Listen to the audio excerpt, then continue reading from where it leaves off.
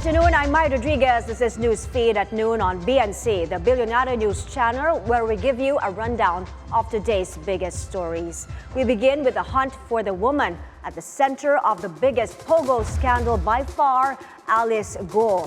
Her lawyer, Stephen David, claims the dismissed mayor of Bamban, Tarlac, is willing to turn herself in. David says Go confirmed her intent to surrender during their conversation last Thursday. That same day, her supposed sister Sheila Go and her cohort Cassandra Leong were arrested in Indonesia and later brought home. The two are now in the custody of lawmakers. Appearing before the Senate today, Sheila Go confirmed they escaped with another sibling, Wesley, by sea.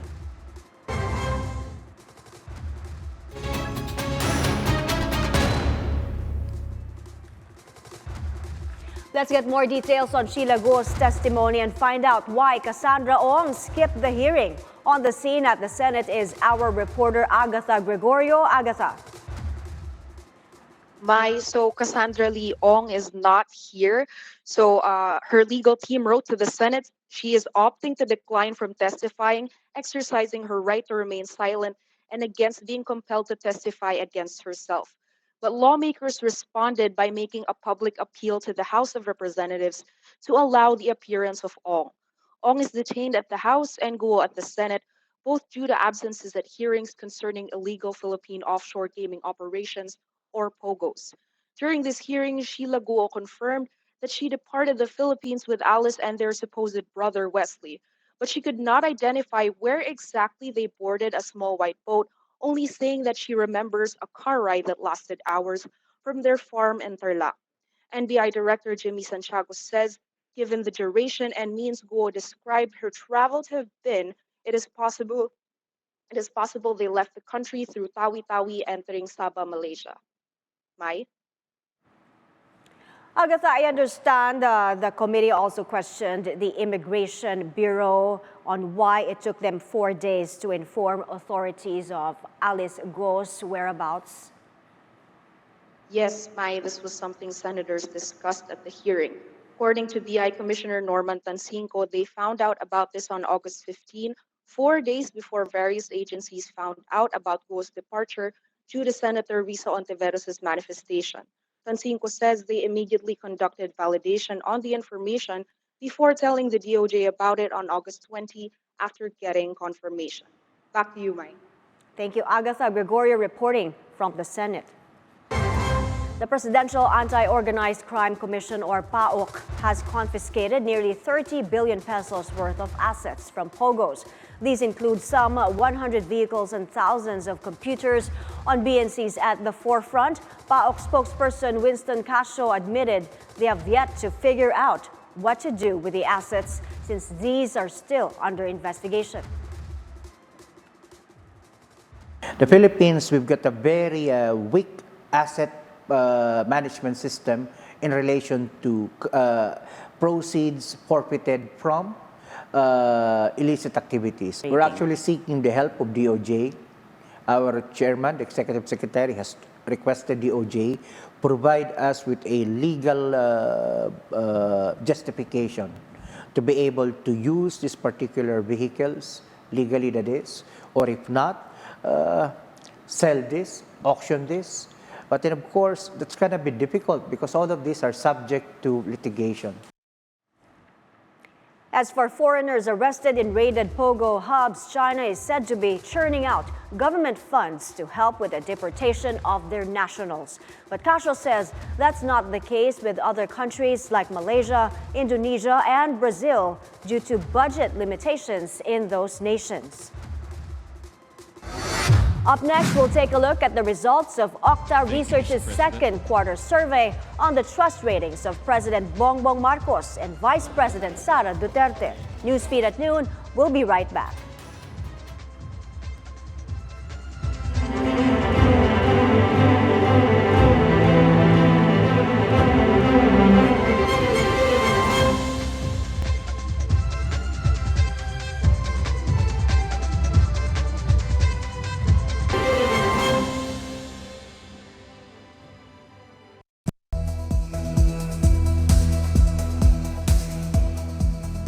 We're back. You're still watching Newsfeed at noon. On to the race for the White House. Republican presidential candidate Donald Trump threatening to skip his upcoming debate against U.S. Vice President Kamala Harris. The issue, microphone rules. The Harris campaign reportedly wants microphones to be on throughout the September 10 debate, but the Trump campaign disagrees, saying the rules used during his debate with President Joe Biden back in June should be retained. So-called hot mics can help or hurt political candidates as they catch offhand comments.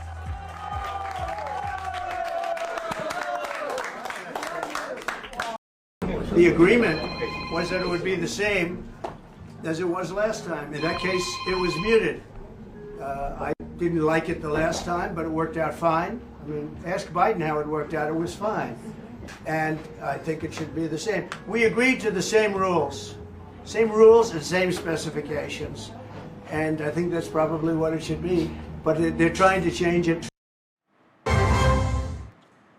A bipartisan congressional task force heads to Pennsylvania as they begin their probe on the attempted assassination of Donald Trump.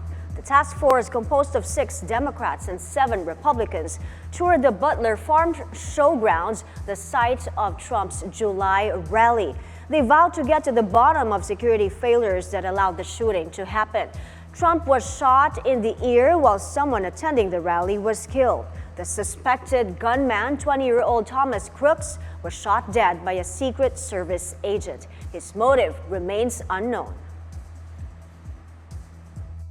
For many of us, it raises more questions than we came here with today because we can see it's not a large place. We can get a sense of the area and just how close these buildings were to that stage where President Trump stood that day. So for all of us, having an opportunity to see and to walk around and experience this was a really critical step in our investigative process. But in the United States of America, you do not get to attempt to assassinate our elected officials and our candidates. It's unacceptable.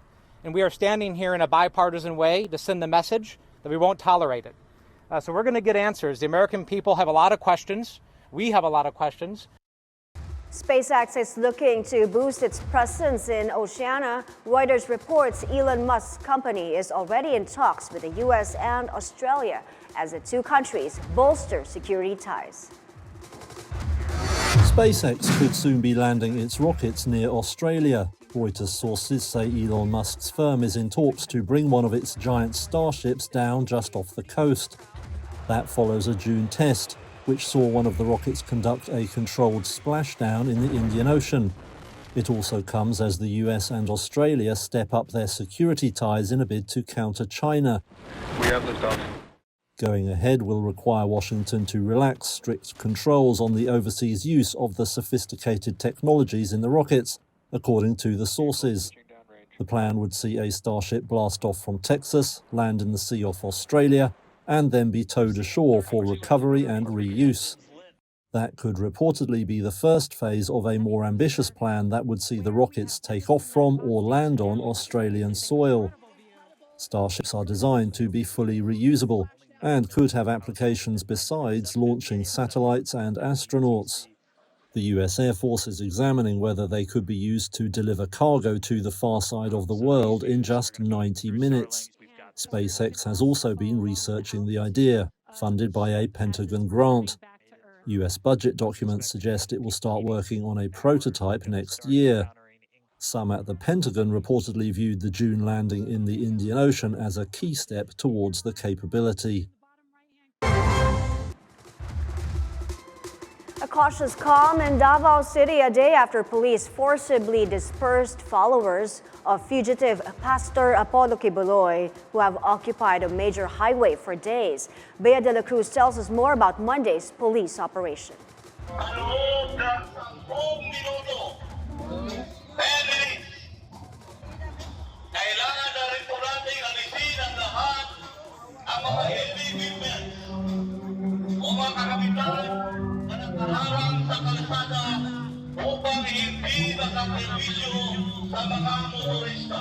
This was the first warning for the crowd to disperse and clear the road. Ito po ang pangalawang babala mula sa otoridad. Kayo po ay binibigyan ng 5 minuto upang disperse. The second call comes with a more serious warning. Police say they do not want anyone to get hurt, but the protesters, members of a popular religious group in Mindanao, stood their ground. So the police moved in a matter of minutes. The crowd was pushed to the roadside. Trucks and a makeshift stage were also removed. Several people were arrested.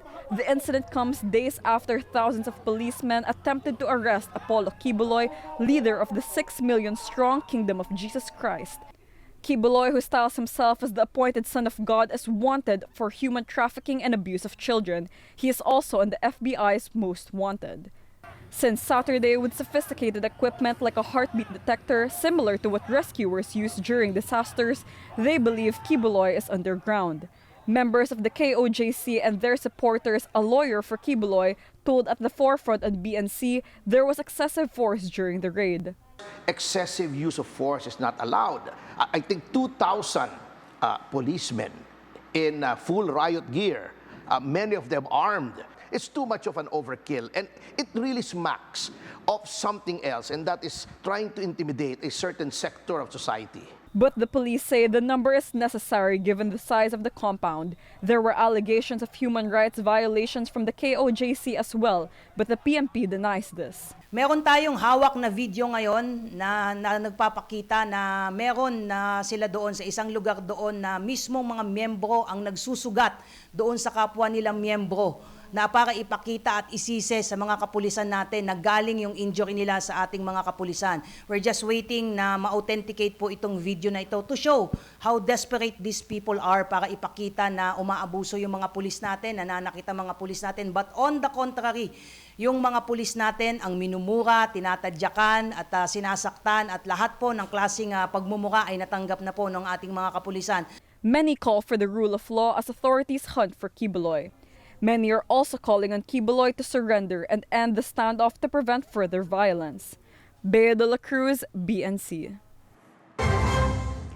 Trust in President Bongbong Marcos improves in the latest Octa research survey, but the same can't be said about Vice President Sara Duterte.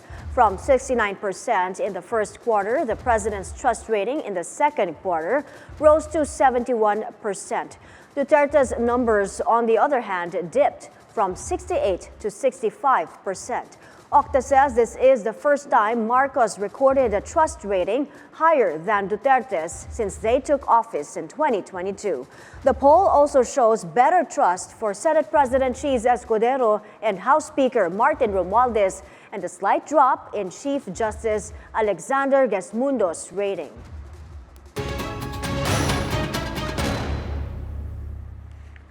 Manila eyes yet another diplomatic protest over what it says is Beijing's latest aggression in the West Philippine Sea. We now have on the line Abante Radio's Romy Luzales to tell us more about the recent confrontation between Chinese and Philippine vessels in disputed waters. Romy, go ahead. Nakatakdang magbigay ng paliwanag at sagot sa media ang Philippine Coast Guard sa bigong resupply mission kahapon ng dalawang barko nila na naharang ng mga barko ng Chinese. Kahapon kasi ay hindi nakausad ang BRP Cape Inganyo at BRP Cabra matapos na kulungin sa gitna ng 6 na Chinese Coast Guard at 3 warship na nagpapalibot-libot sa dalawang barko ng Philippine Coast Guard, habang ang 6 na Chinese Coast Guard naman ay siyang agresibo na halos bumangga at nakahanda na i-water cannon ang BRP Cape Inganyo. Bagamat na ibigay ang tila hiling ng China sa pag-take down ng mga live news at posting ng mga mamamahayag na sumama kahapon, ay nagmukhang ginulangan ng China ang negosyador ng Pilipinas matapos na hindi pa rin padaanin ang barko ng Philippine Coast Guard. Umabot sa 6 na Chinese Coast Guard ang gwardya sa 2 barko ng Philippine Coast Guard at 3 warship nila ang umikot-ikot sa hindi kalayuan sa lugar kung saan 1 oras na lang ang layo nito sa BRP Teresa Magbanwa. Bukod pa sa 4 na po na Chinese Maritime Militia na nakaabang din umano malapit sa lugar, at ang nakapalibot na 31 na Chinese Maritime Militia sa BRP Teresa Magbanwa na nakahimpil sa Sabina Shoal na dadalhan sana ng supply. Kasama sana sa supply kahapon ang pa-ice cream bilang bahagi ng pasasalamat sa mga tauhan ng BRP Teresa Magbanwa sa National Heroes Day.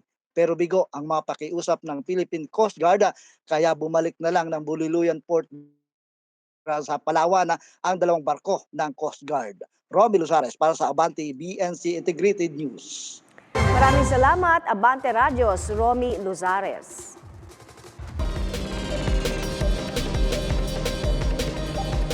The Philippines' very own Eli Romolona, recognized as one of the world's best central bankers. Global Finance magazine gave the Bangko Sentral governor an A- rating.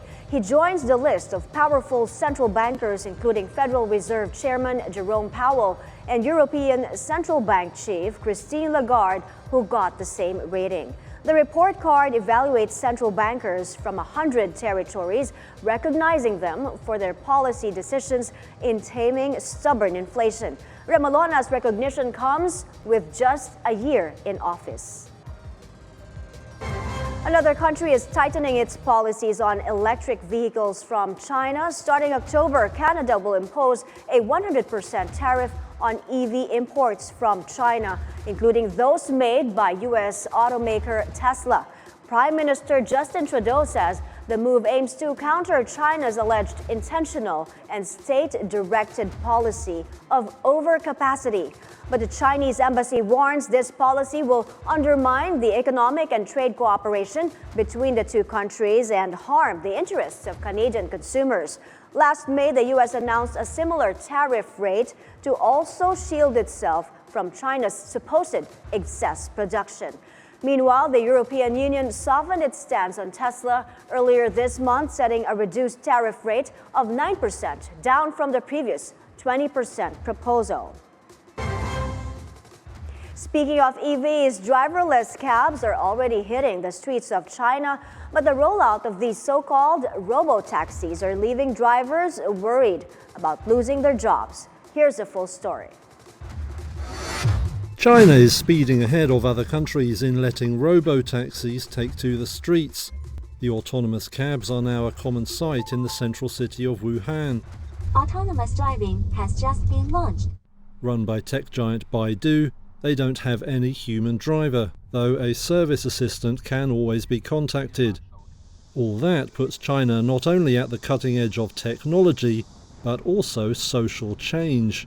Taxi drivers Reuters spoke to, but weren't allowed to film, said the robots had taken a big share of short-distance trips and were hitting their incomes. With Baidu planning to expand to 100 cities by 2030, that has cab drivers across the country worried. In Beijing, Jun Tianqian at the Economist Intelligence Unit says officials will be watching very carefully.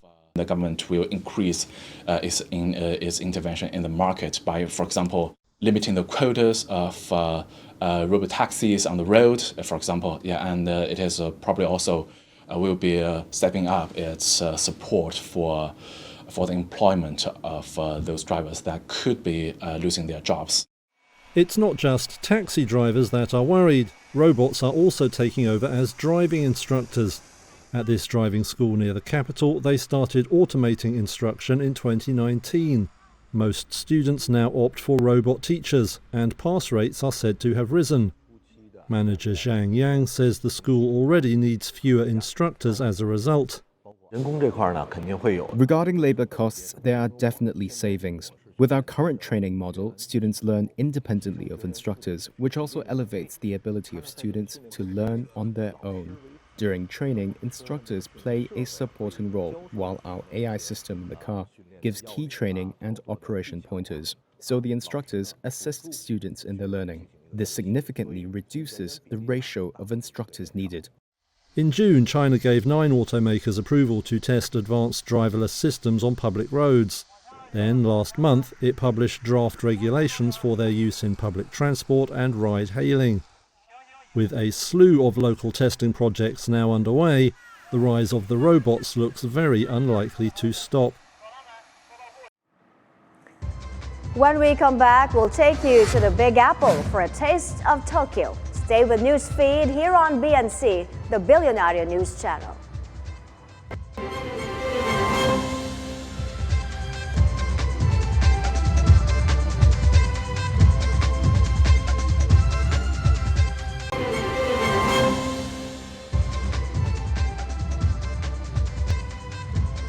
We're back. You're still watching Newsfeed at noon.